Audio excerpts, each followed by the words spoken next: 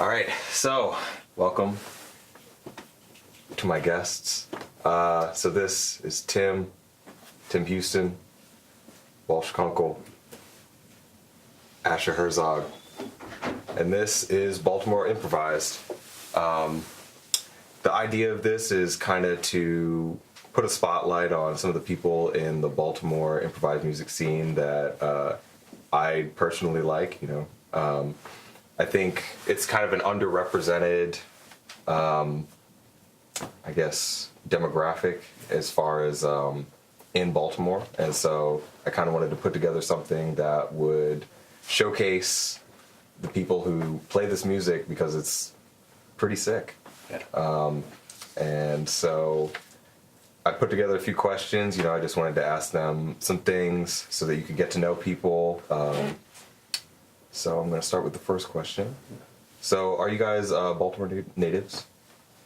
So yeah, I grew up in Harford County, and as soon as I started studying at Towson, I moved to Baltimore.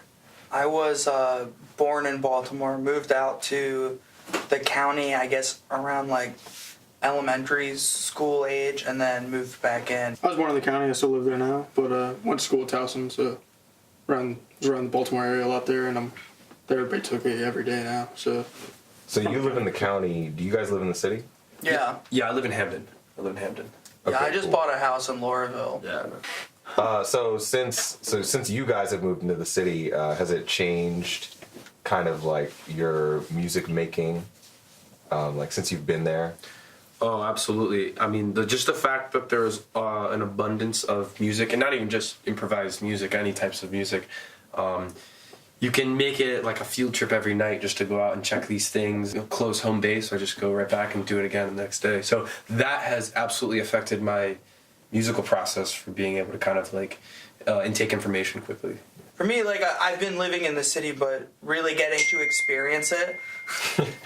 I'm working there, I'm playing there more, freelancing, getting to actually live there. Having the time to sort of engage with the community there has been more so helpful than, just being there.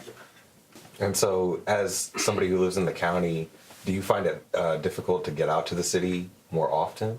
I really don't. I mean, it's not like I work in the city. These two live in the city. Got a ton of friends live in the city. Mm-hmm. Rehearsals there all the time. Mm-hmm. So I'm there basically at least 6 days a week, usually 7. Cool. So yeah. I definitely forget Tim lives out of the city. It's this type of thing where I'm like, oh, I think he lives there with us, but he's just there so often. Yeah, absolutely.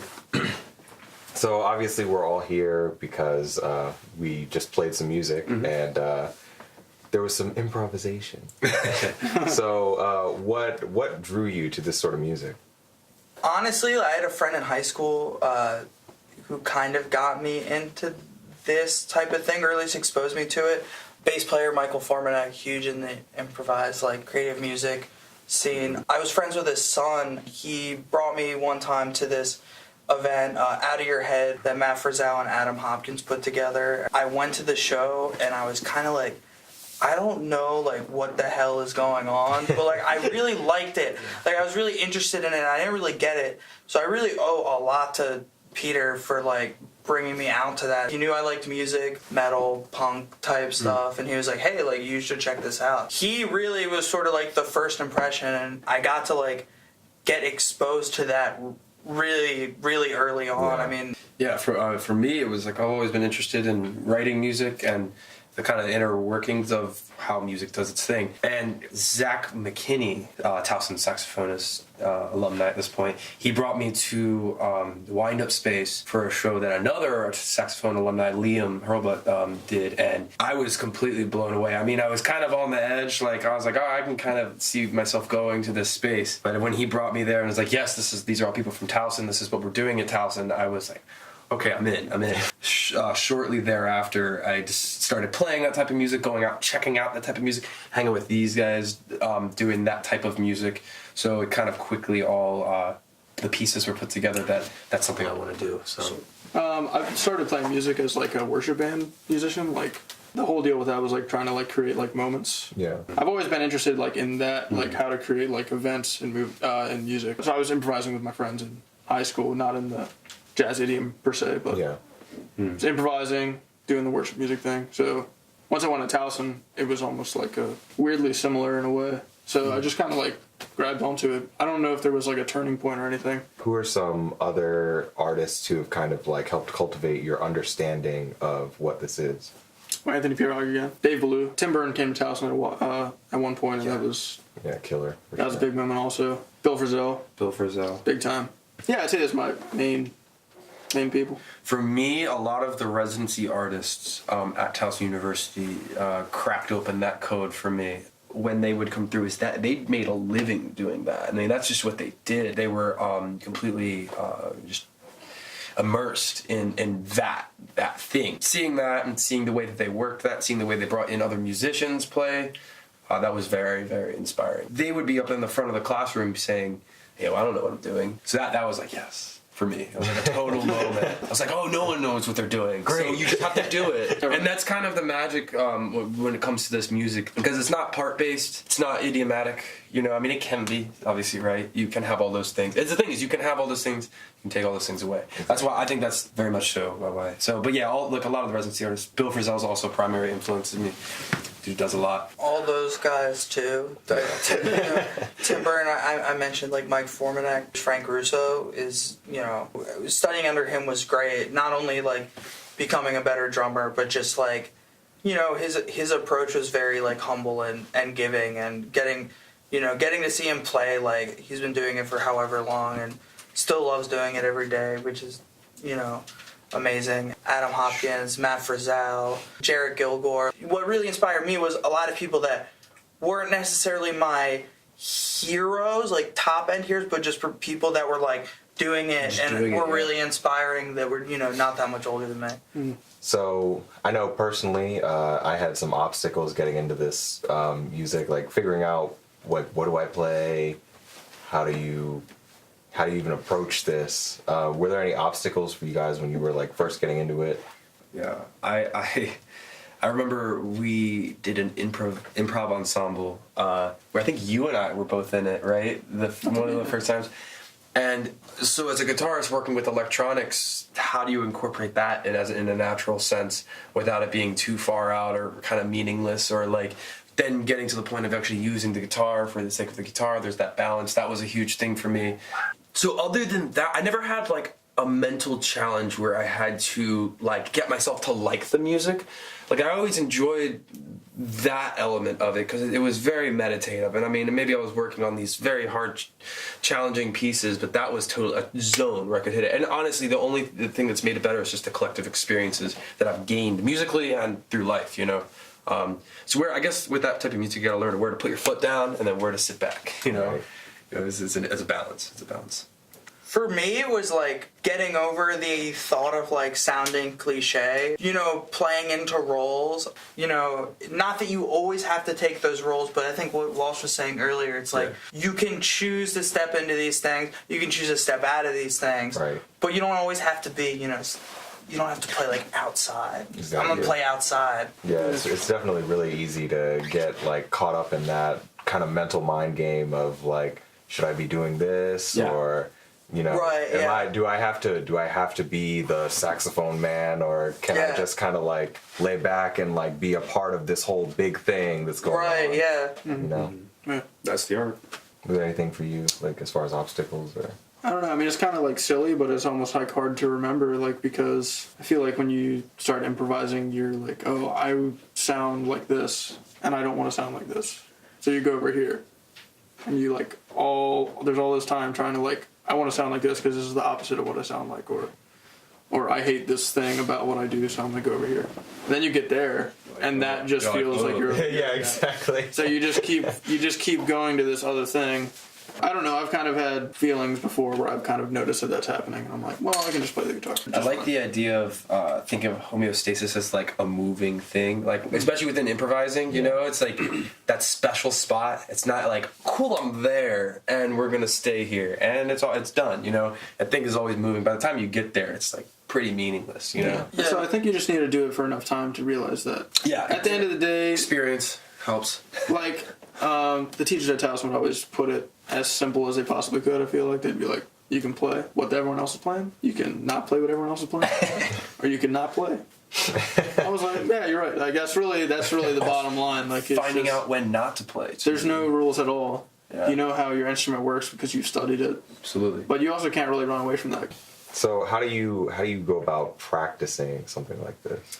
Just play with people, do what we did tonight. I love what you're doing here with the regards of just, I mean, I don't think the four of us have played together. So the fact that you just like sent a message out, hey, let's do this thing. I mean, that's improvised in its own right. That's exciting too. Yeah, it's super exciting. I've been looking forward to this all week. So then I come through here and we played your music and then we did that thing afterwards and it was like, I mean, it only got better and better. And I'm sure if we did another thing, we'd find other rocks to turn over, right? So it's great. I think just straight experience. And also, if you like this type of music, listen to people improvising on record or on in person. I mean, if you can get to the room where they're doing the improvising, it's always better. I don't have anything to add besides just listen to it. Engage with the listening. I mean, there's no approximation with this thing. It's like you're doing it or you're not doing it. You know what I mean? I think practicing fundamentals is like pretty important. Like that's like just playing with people and like just listening to records, like really listen to them, and just just like thinking about it.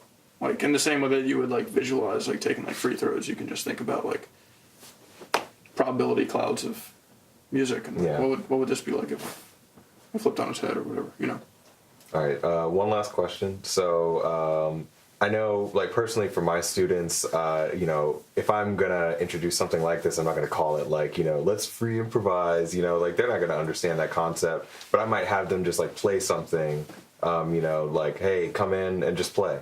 Yeah. Do you think it's, I guess, beneficial to kind of teach younger students stuff like this? Oh yeah. Yeah, for sure. Yeah, mainly what I teach is fundamentals, being reading for guitar chords, the idea of harmony, right? Being able to play this stuff in time and that. And then once you get to the point where you have those tools, then immediately start improvising, watch, rinse, repeat, right? I have kids that love to improvise, and then there's kids that are deathly afraid of it too. So that's also a pretty interesting observation. And then the way you use the words, I could say, you're right, you're like, let's improvise. What? It's like, no, just play. Yeah, right. And they're like, oh, but I got kids that don't stop improvising. Yeah. A guitar player that doesn't stop playing. Yeah, absolutely. Tell me more.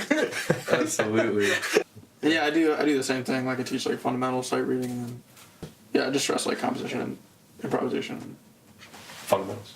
and fundamentals. Same as these guys, sort of like plugging fundamentals. And the other thing that I really stress with my students, because I only teach drum students, is because we don't have pitches, so to speak, is like using your voice, being able to sing parts against it, which is basically, I guess, like the drummer's version of counterpoint. Like, what are you playing and how does it interact? So using that as like an improvisational template, like, okay, like if you can sing this bass line, right? Like a lot of like the Nirvana songs, easy bass lines, I know them really well.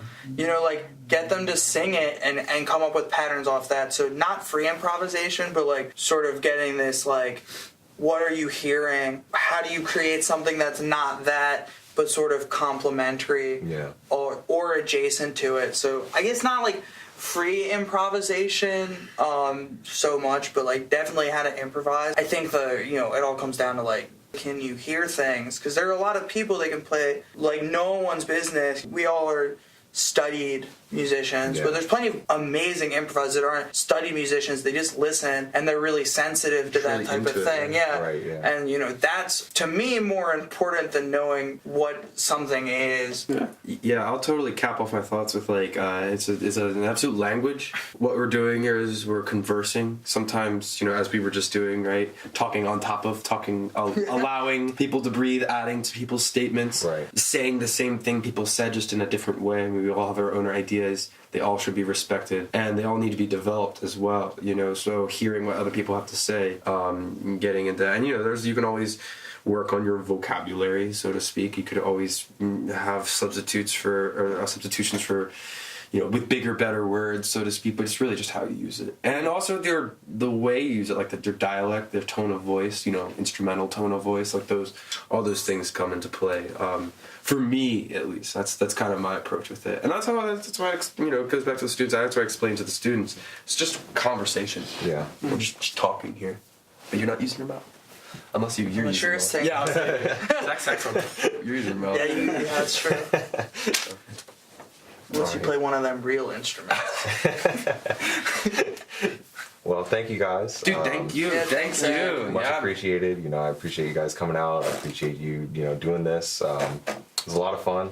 I haven't gotten the chance to play with you guys, but I really wanted to. Yeah. Yeah, so it was thanks for really asking exciting us. for me. It was cool. I liked it. Let's get a bill together. Let's do this thing, right? Let's go out and play wind-up phase, right?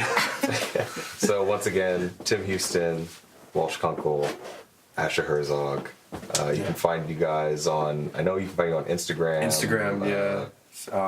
Facebook. I don't know. At Smasher Drumzog. At Uncle Kunkel. Thanks to Jake Fiddler for that one. Yeah, right. So thank you again. Yeah, I think so. Thank you.